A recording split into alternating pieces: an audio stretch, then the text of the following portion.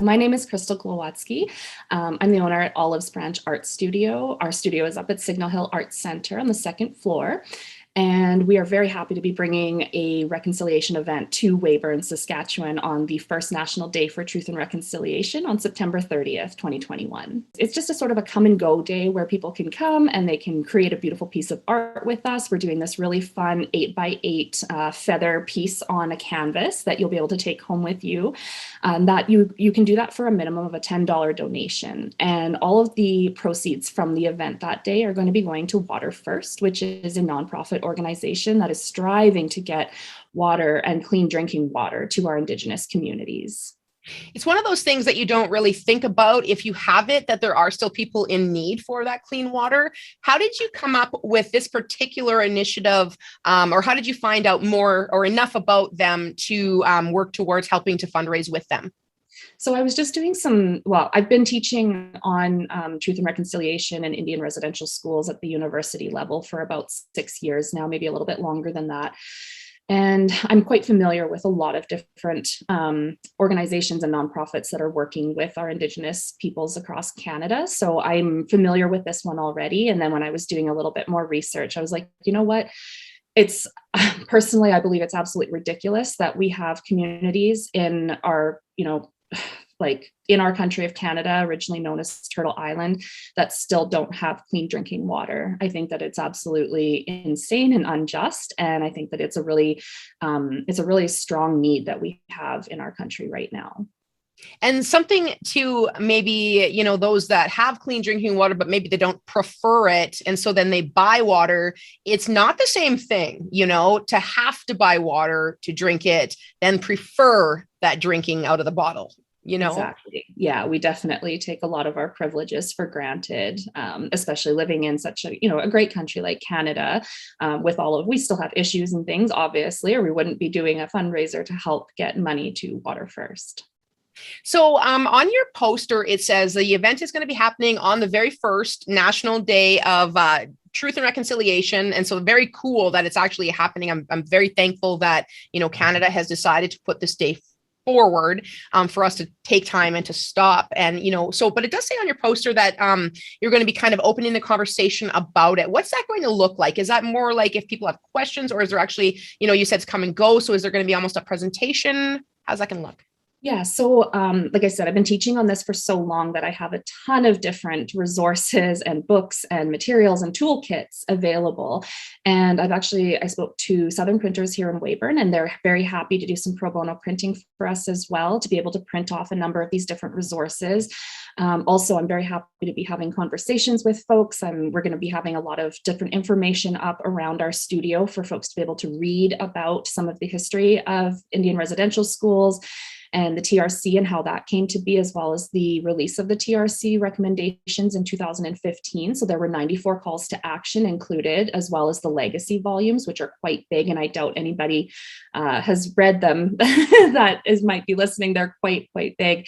I have read all of the legacy volumes. And so I do have quite a bit of information available. And I've been working with Reconciliation Canada as well, on and off since 2014. And I'm going to be using some of their toolkits. So they have these really interesting resources available that are called kitchen table dialogues. And I'm going to be having copies of those available. And they have different toolkits for people at different levels. So they have toolkits available for municipal leaders. So I call on all of our municipal leaders to come out on September 30th to come and get some of that information to be able to talk about how we can address reconciliation. And I do want to emphasize that even just coming to an event like this is reconciliation in action. What a lot of our Indigenous folks across Canada want most is for their histories and their past to be acknowledged and for us to actually talk about it. And so that's what our main goal is just to open the conversation about reconciliation on September 30th and to talk a little bit about what's happened and where we are today and where we can go in the future. The most important thing is not looking back as much as looking forward, and how can we make things better moving forward. So tell me a little bit about the subject of what you are going to be creating, the feather. Is that something that is symbolic to what you're doing? It is, yes. So feathers are, particularly eagle feathers, but also a number of other feathers, are very important to a number of different Indigenous cultures across our country here. I will be honest that I am, okay, so this is a little funny. I am a Cree woman from Atakakuk First Nation, but my mom was part of the 60s Scoop. So she was removed from her Indigenous home and placed into a white home. And because of that, my mom and myself subsequently have lost our own culture. So we're looking to sort of create a better and a new connection to that culture. I am definitely drawing a little bit on some of the, the knowledge and the information that I have from there, but I would like to make sure that it's very clear that the different Indigenous cultures change very differently from different parts of the land. So I'm pulling on what it is that I know and what it is that I know to be very respectful of Indigenous cultures and just sort of going from there. So this is really a huge learning opportunity for myself and my mom, as well as our community here in Weyburn. Is your mother going to be there as well? She will be, yes. She'll be helping do all of the different art projects. And I have a feeling that she'll probably be leading sort of the art aspect, and I would be leading a lot of the information and information sharing aspects. And we also invite people to come and to write down, what does reconciliation mean to you? And to share some of those ideas. And we have some ideas to put them into like a larger sort of piece that we can put up somewhere here in the community and really get the conversation going, just a chance to open dialogue. For opening the conversation, do you find that while doing the artwork and getting that creative open, that your mind is going to be almost more, I don't know what the word I'm looking for, but absorbent of what you're going to be teaching? Absolutely. So there's a ton of research and empirical evidence that art is a wonderful conduit to conversation and to exploration of ideas and exploration of the self too. Like, there's a lot of things like I think we all as human beings hold biases. I think that it's a natural part of who we are because we sort of stake everything against something else. So we judge one thing against another thing.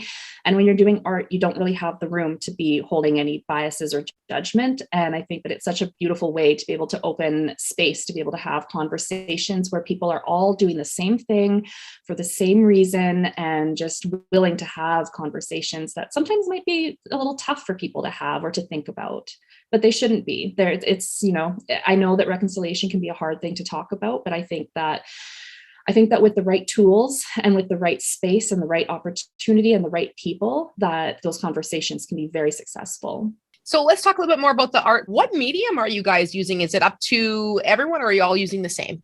We are all using the same. So we've got colors picked out. We actually chose a series of colors that resonate with the Cree culture here in Saskatchewan. And we thought that that was really important as sort of bringing a piece of ourselves into the art piece, and as well as our local sort of neighboring like communities as well. So I think that that's really important. And we're doing it on wood canvases, which I think is also important, that like sort of raw element and going back to some of like the natural parts of our earth and the ways in which that we should be thinking about and respecting our planet. And so I love the fact that we're doing the wood canvases. A huge part of Indigenous culture is inclusivity and making sure that nobody's left out. And I want to make sure that that is what our day represents as well, and that we have, materials and supplies for everyone and anyone who's interested in coming out for this event. What is the date that you would need those in order to be able to get what you need to have that full inclusiveness? I'm actually going to run up to the city the day before. So as long as it's by September 29th, I can make sure that I have everything that we need. Are drop-ins going to be available? Maybe somebody didn't think they were going to be around, but in the end that they can. Are you going to allow that as well? Absolutely. Yes. Yeah. So we invite everybody. And we also have a number of other different things that are going to be going on up there that day. So we've invited Lowbrow Barbecue to join us. So they're going to be sitting in the parking lot out front of Signal Hill Arts Center from 1 until 6 p.m. We also have the wonderful Joyce from the Domesticated Caker here in town, who's going to be joining us up in the studio, and she is going to be providing orange treats. I'm not sure exactly what that's going to look like yet, but the reason why orange is so important before this year, September 30th has traditionally been Orange Shirt Day. And there's a whole history of the orange shirt and the woman who has that origin story of, going to Indian residential school and having her orange shirt taken away from her that she was so proud of. sorry, I'm going to tear up. And we're going to have more information available on that as well in the studio. We also will have a limited number of orange t-shirts available from a local Indigenous maker out of Regina.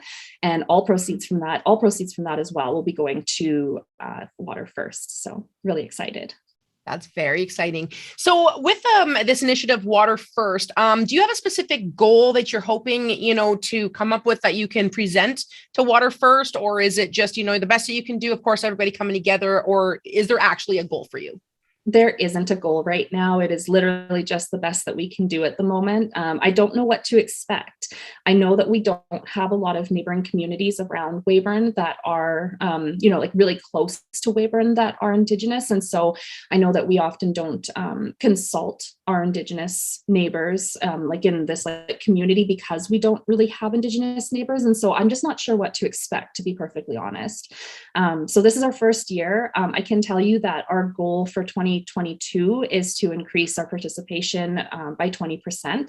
We definitely are doing long-term planning and hoping to be able to run this event many times more in the future and bring in more and more different aspects. So like next year, we're really hoping to be able to have a lot closer of a connection with our own Indigenous community, and perhaps have some people there that are familiar with some foods of Indigenous culture, like bannock and that sort of thing.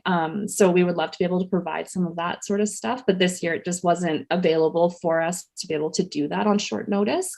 And also there's a couple other things. I guess one thing I wanted to mention is that we also invite you to just take a stroll through the Buffalo Trails, and those are located right behind Signal Hill Arts Center. They're just in our backyard up at the studio. And I think that that's a really, really beautiful way to honor reconciliation as well, which is getting to know a little bit about the lands on which you live. I think that a lot of us, particularly in Western cultures, tend to take for granted the lands on which we live and the history that those lands contain. So I think that that's another really beautiful way that you can be a part of reconciliation. Sharing it on your social medias, is also going to be a way that you can help to join this movement that you're working on, which is, of course, bridging the gap between two cultures, and I don't know, what else can we do to help you out? We can share on our socials. Of course, we can RSVP, just open that conversation. But is there anything else that you're thinking we can do as a community? My modest goal is to see 50 people at our event. So I'm hoping that that is a modest goal, and I hope to see even more people out than that. I think that this is a wonderful opportunity for anybody who's been curious about, this is a very hot topic right now, of course, with all of the, children's bodies that we've been finding across Canada at residential schools. I remember reading a pamphlet from Reconciliation Canada that said that they estimated there was a 40 to 60% mortality rate due to, of course, like smallpox, rubella, as well as abuse and neglect in residential schools. And I remember thinking, well, that can't possibly be. But I think that is quite an sort of accurate estimate. And I think that is something that is starting to come to light now here in Canada. And I think that people are starting to become more aware of that history. It's good to be able to have some real conversations, some hard conversations, some uncomfortable conversations, but conversations that need to be had. There have been a lot more conversations happening in different forms of art, like art itself, books, song, even. And then, the community, when we learn more, of course, about how things are, then we're more likely to not follow the same path to allow us the same end result again. So I think that what you're doing, Krystal, is amazing. I'm getting the word out, allowing the community come together to do this as one, I think is a very important thing. So obviously you're going to be a big piece of that education towards the community of Weyburn or their ability to be educated more. Let's put it that way, right? Because of course they would have to be there to take it in what you have to offer, right? But just knowing that there are many initiatives going on right now that people can get on that train with, even if this weekend they're unable, just knowing that there are people to open up their eyes on social media, look for these events. It is our responsibility as a collective. And I think that it's really important to acknowledge that and to do our part. So as Chief Murray Sinclair stated, the TRC calls to action can be very overwhelming. Pick one. pick one call to action and do something, even if it's the littlest thing. And I think that that's what we're trying to do here, is raise some awareness and work on some of those calls to action, talk with folks in the community to see what ideas. I mean, people together collectively, we have amazing ideas, but any one of us individually can only do so much. So let's come together and see what we can do. We have a few other things that we'll have available at the studio. We have some Indigenous coloring books and some with like history of the artists and history of the, the drawing that you'll be able to color in. So we have some of those that you'll be able to either color in our studio or take home with you. Just some things to allow you to think a little bit deeper and to connect a little bit more with another culture. So we have that, and I'll have several books available, not to take home, but to like take pictures of and to be able to look for your own. Some things by like Rupert Ross, and I have From the Ashes from Jesse Thistle, and we have a number of different resources that we're going to have available. So I'm just really excited to sort of marry a little bit of my academic background with my art background and with my new business, and just be able to bring some awareness to our community. And I'm really hoping to see a lot of people out. I can't wait. Thank you so much for sharing the details with us. Thank you so much for taking the time to talk with me today, Jessica.